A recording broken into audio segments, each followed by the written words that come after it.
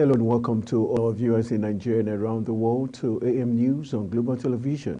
We are live in the nation's capital, Abuja. I am Anthony Momodu.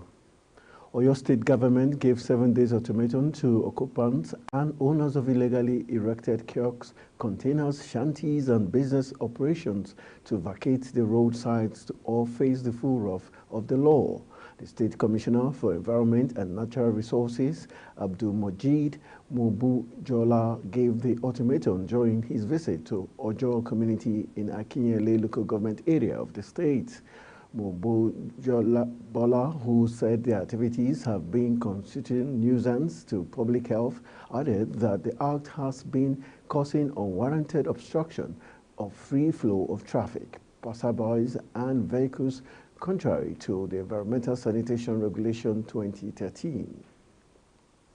The Executive Committee of the Nigerian Bar Association section on Public Interest and Development Law has kicked against their removal by the association's National Executive Council. The NEC had accused the SPIDEL chairman, John Aikpo Martins, of engaging in activities that undermine the authority of the NBA president, SAN, and the council. As a result, the NEC, in a meeting presided over by Mayao, ordered the immediate removal of the SPIDEL executives.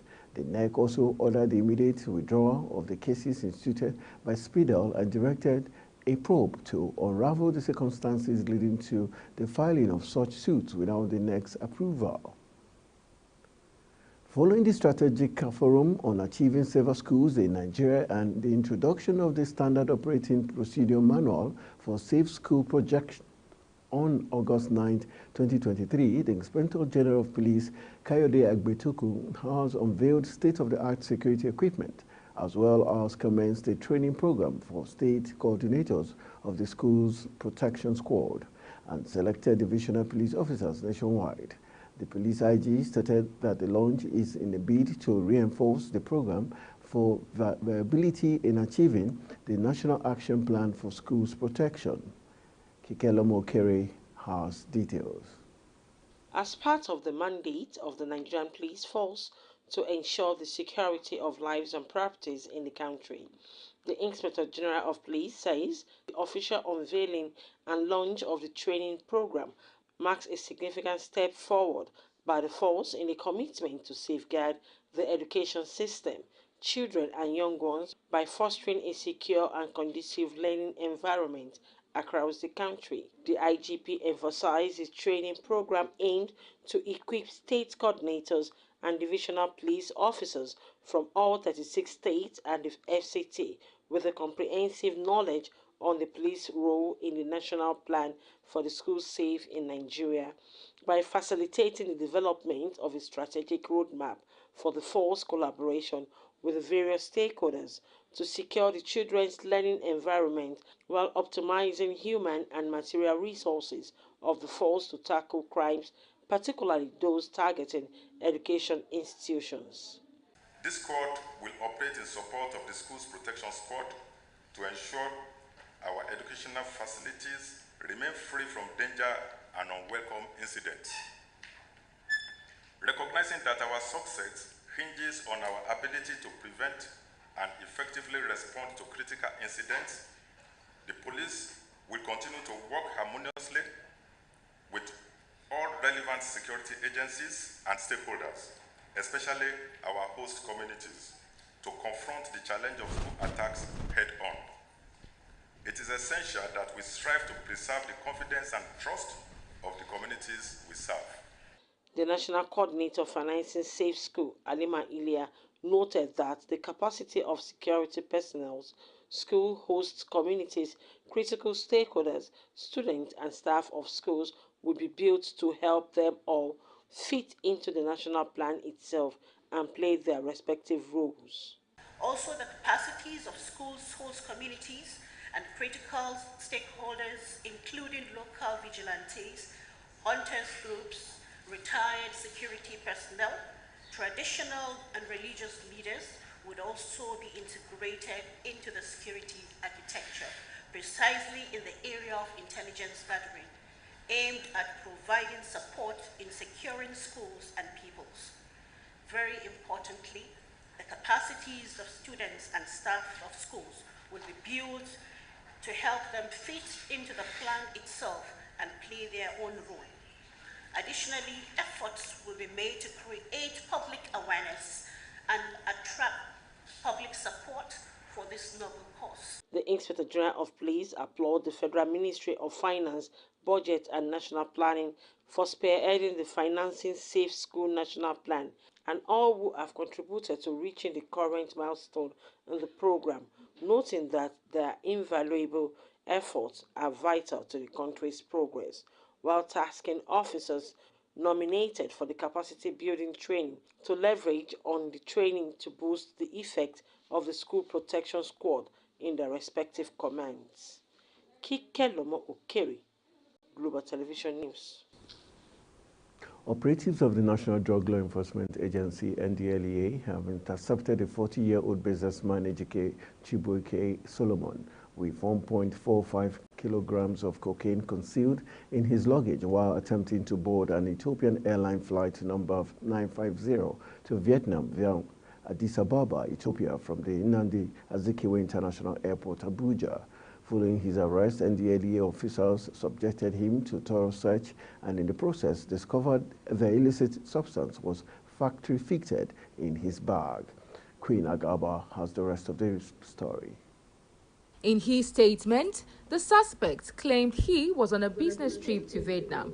Meanwhile, operatives of a special unit of the agency swooped on members of a syndicate that deals in methamphetamine, cocaine, and heroin in their hideouts in parts of Lagos. The operatives assigned for the operation raided the home of Esimone Amachuku Christopher at 14 Arochuku Street, Ejigbo, where 10.12 kilograms of methamphetamine was found in possession of his associate, 40-year-old Evelyn Neka Okem. Esimone is currently at large while the Ejigbo operation was going on.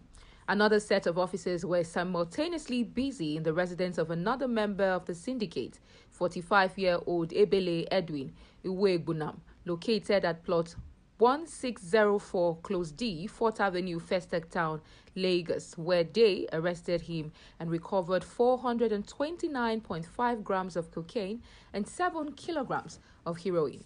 In Kogi State, NDLEA officers on a stop and search operation along Wokene Lokoja Abuja Expressway intercepted a commercial bus marked GRM 347XA.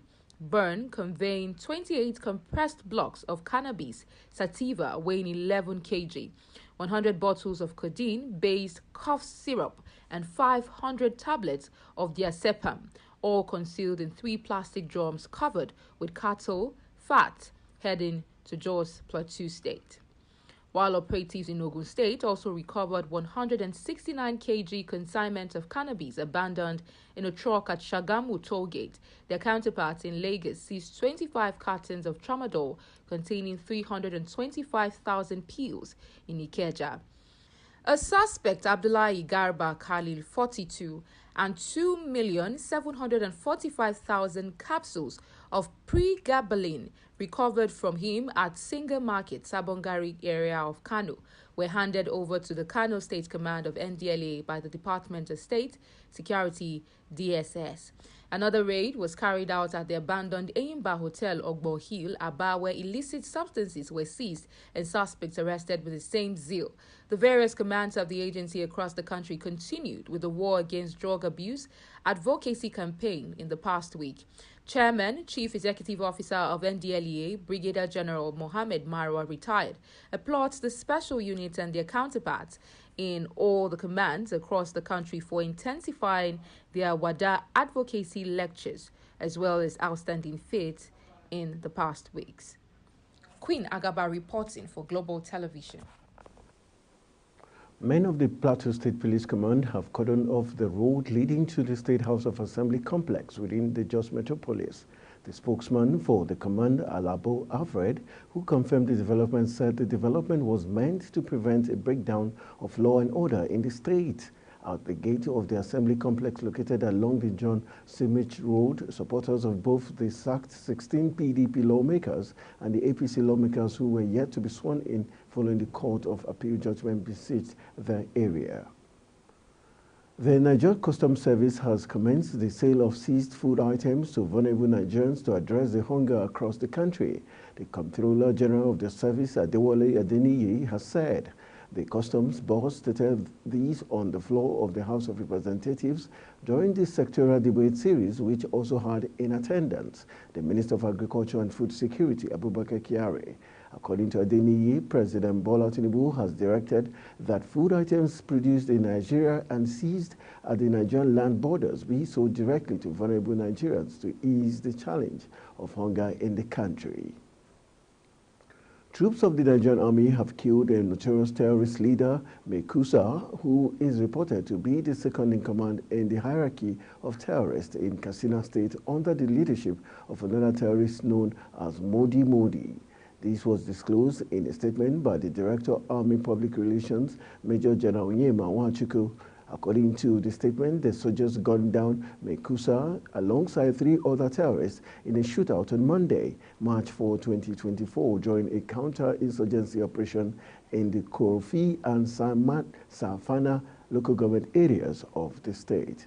They were identified as Meshika Haro, Dan Muhammadu, and Ali Alhaji Alheri, popularly called Kachala Ali Khwaja. Machika was said to be a top terrorist bomb expert and a younger brother to a notorious terrorist, Dogo Gida, while Haro and Dan Muhammadu were specialists in kidnapping and assault operations, respectively. The Nigerian Navy has sealed a tank farm in Calabar suspected to be storing illegally refined diesel. Commander Rotimi Oderemi, Commander Nigerian Navy Ship Victory, made this known at a news conference he addressed in Calabar. Based on the report, the tank farm was sealed and samples of the suspected illegally refined diesel were taken for laboratory analysis. He said the tank farm was identified following intelligence report from military's joint task forces in the South-South Operation Delta Save. You're watching AM News, coming to you live from Nigeria's capital, Abuja. We're on StarTimes channel 276. Kindly follow us on all social media platforms using @Global TV NG and other handles now showing on your screen. When AM News returns, federal government eyes 2.5 million barrels daily oil production. These and other stories coming right after this break. To stay with us.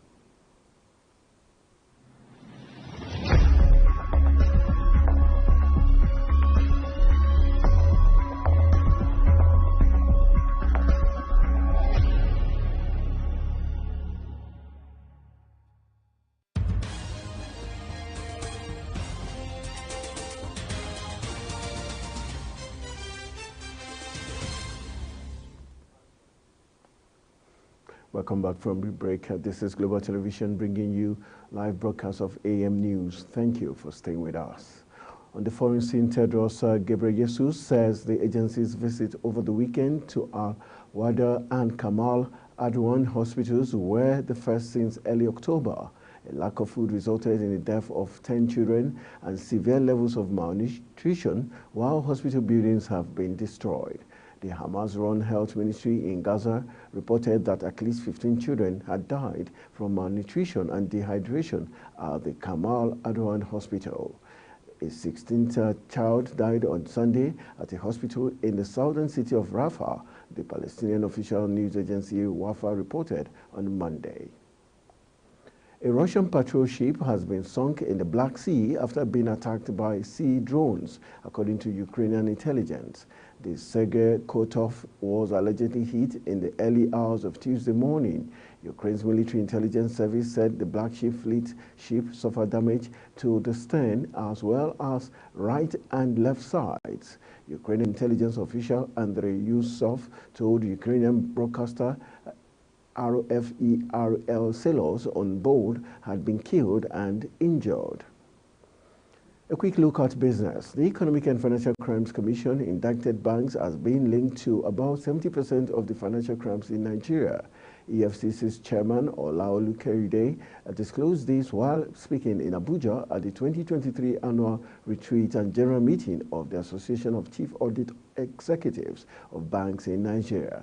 He pointed out that the banking sector was increasingly becoming a cesspool of fraudulent activities, and these had been raising considerable challenges and concerns to the Commission.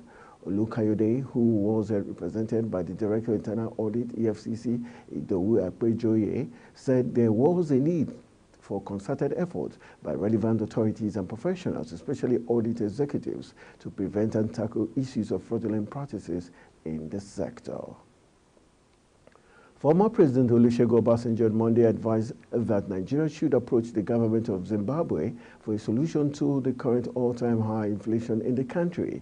He noted that since Zimbabwe was recently confronted with the same problem and came out of it, the Southern African nation would have useful advice for Nigeria. In its latest release, the National Bureau of Statistics put Nigeria's inflation at 29.9%. The country is currently grappling with high cost of living, with pockets of protest breaking out across the country as Nigerians contend with increasing prices of foodstuff. The Minister of Agriculture and Food Security, Abubakar Kyari, has identified smuggling as one of the factors affecting food availability in Nigeria. The minister stated this while addressing members of the House of Representatives at the resumption of policy debate series at the National Assembly Complex, Abuja. Also in the hallowed chamber of the House are the Minister of State, Agriculture and Food Security, Sabi Abdullahi, and Comptroller General Nigeria Customs Service, Adewale Adeniyi, among top government officials. The International Monetary Fund, IMF, has emphasized the need for the Nigerian government to prioritize the full implementation of its cash transfer program to aid vulnerable households. This step is crucial before the government takes on the task of re-evaluating the costly fuel and electricity subsidies. According to the IMF, the established social safety net program designed to disburse cash transfers to the poor and vulnerable needs to be operational to its fullest capacity. This approach ensures that the economically vulnerable segment of the population remain shielded as the government contemplates adjustment to the existing fuel and electricity subsidy framework. And still in the news, the African Development Bank Board of Directors has approved $134 million for Nigeria to implement an emergency food production plan. AFDB President Akinwumi Adesina has said, according to him, talks are ongoing for a $1.7 billion economic and budget support loan, as well as the launch of $1 billion agro and industrial processes in 28 states. Adesina made the disclosure during an interview with journalists in Lagos. The development came amid a biting food shortage that has led to hunger protests in Nigerian states and most recently attacks on grain warehouses in Abuja, Ogun, Niger, and Kaduna states. Let's join Kikelomo Okere for more business news update. The business report on Prime News. The exchange rate between the Naira and dollar strengthened for the third consecutive day, closing at 1,534 Naira to a dollar on official markets. This marks the strongest level the Naira has recorded in 7 days. The official NAFEX rate, which serves as the average rate and benchmark rate used by the CBN, was quoted at 1,567 Naira on the 1st of March 2024. The intraday high reached 1,600 Naira to a dollar, while intraday low was 1,425 Naira to a dollar. The official exchange rate has remained below 1,600 Naira since February 28, indicating a gradual return to stability in the official market. Newly listed Transcorp Power shares commenced trading a day after their debut on the NGX board, featuring over 16.9 million shares fully bid with zero offers.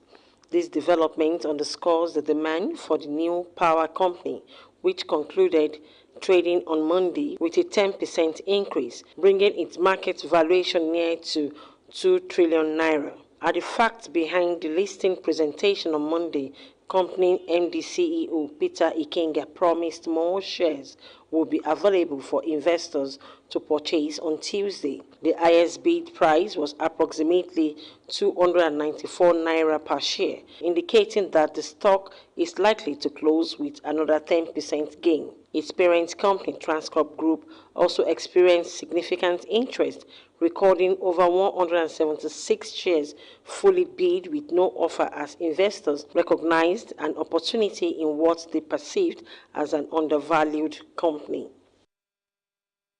The Nigerian Bureau of Statistics recently released Consumer Price Index data for January 2024, revealing a significant escalation in the cost of imported food within the Nigerian economy. Over a span of 4 years, from January 2020 to January 2024, the average price index for imported food witnessed a staggering increase, more than doubling from 337.8 to 692.6.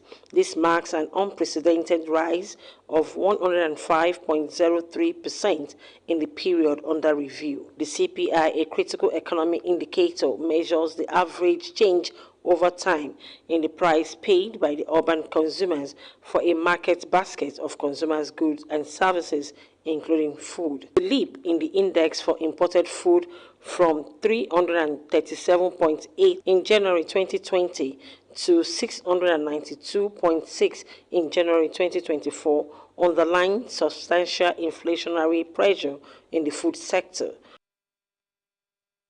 The International Monetary Fund has warned the price cap on fuel and electricity tariff below the cost recovery could result in a fiscal cost amounting to 3% of GDP in 2024. The staff of the fund, in their report on the completion of their mission to Nigeria, welcomed the recent policy decision by the government, especially the increase in MPR by 400 basis points to 22.75% last month, stating that the decision will help tame inflation. According to the report, Nigeria made improvements in revenue collection and oil production, although persistent low revenue mobilization weakened government's response to certain microeconomic shock and promotion of lasting development. The report also called on the federal government to prioritize tackling food insecurity, estimating the number to be almost 1 in 10 at 8% of Nigeria over 200 million population. Kike Lomo Okeri, Global Television News. And running to the exciting world of sport, Anthony Joshua has vowed to make his statement and deliver a knockout victory over Francis Ngannou's crossover super fight in Saudi Arabia. Joshua is currently on a 3-fight winning streak and building back towards being a world title contention, most recently dispatching Otto Wallin in a dominant 5-round win in December. AJ is expecting a different test against Ngannou in their non-title context, having seen the mixed martial arts star push Tyson Fury close to his professional boxing debut last October, although he's relishing the opportunity to impress again. And that's how we call it a wrap on our AM News. I am Anthony Momodi saying thank you for watching. Good morning.